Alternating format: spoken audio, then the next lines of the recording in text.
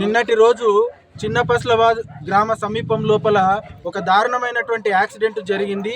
మధ్యాహ్నం 2:30 గంటల సమయం లోపల అటువైపు నుంచి వస్తున్నటువంటి ఒక రైతు ఎల్లప్ప చెండేపల్లి గ్రామానికి చెందిన వ్యక్తి, ఆయనను తాగిన మత్తులో మైకంలో అతివేగంగా దాదాపు 100 నుంచి 150 కిలోమీటర్ల వేగంతో మామూలు జనాలు తిరిగేటటువంటి రోడ్డు మీద నిర్లక్ష్యంగా వాహనాన్ని నడిపి ఆ వ్యక్తిని అక్కడికక్కడే చాలా దారుణంగా యాక్సిడెంట్కు గురి చేసి పట్టించుకోకుండా, పైగా నా కారుకి ఇన్సూరెన్స్ ఉంది ఏమైనా చేసుకోకో అని చెప్పి నిర్లక్ష్యంగా పట్టించుకోకుండా బాధితుని అక్కడికక్కడే అలాగే వదిలేసి వెళ్ళిపోవడం జరిగింది.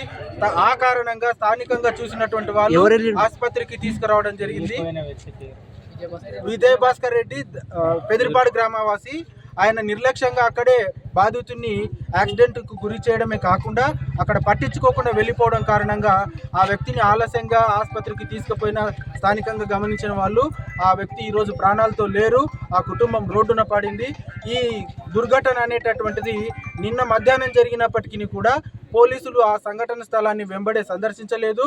పైగా మేము కంప్లైంట్ ఇస్తే అది చిన్నపస్లోద్ శివారు అనేటటువంటిది దౌలతాబాద్ పోలీస్ స్టేషన్ పరిధిలోకి వస్తుందన్న కారణంగా అక్కడికి వెళ్ళి కంప్లైంట్ చేసినా కూడా ఆ నేరస్తుని ఇప్పటి వరకు అరెస్ట్ చేయలేదు. ఆ కారణం ఏంటో తెలియట్లేదు.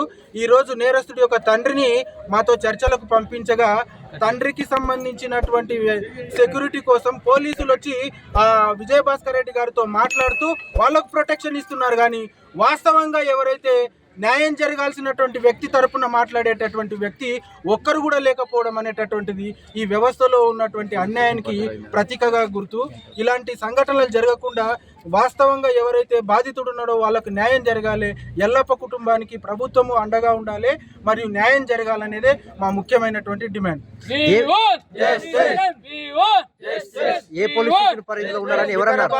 దౌలతాబాద్ పోలీస్ స్టేషన్ పరిధిలోకి వస్తుంది.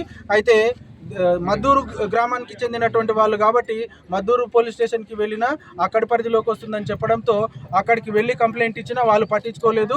ఎఫ్ఐఆర్ కాపీలో మేము చెప్పినట్లుగా కాకుండా తాగి నడిపారన్నటువంటి విషయాన్ని నిజంగా ఎఫ్ఐఆర్లో పొందుపరిచారా లేదన్న సంగతి కూడా మాకు తెలియడం లేదు. వాళ్ళు అతివేగంతో ఢీ కొట్టారని మాత్రమే వాళ్ళు నమోదు చేసుకున్నారు.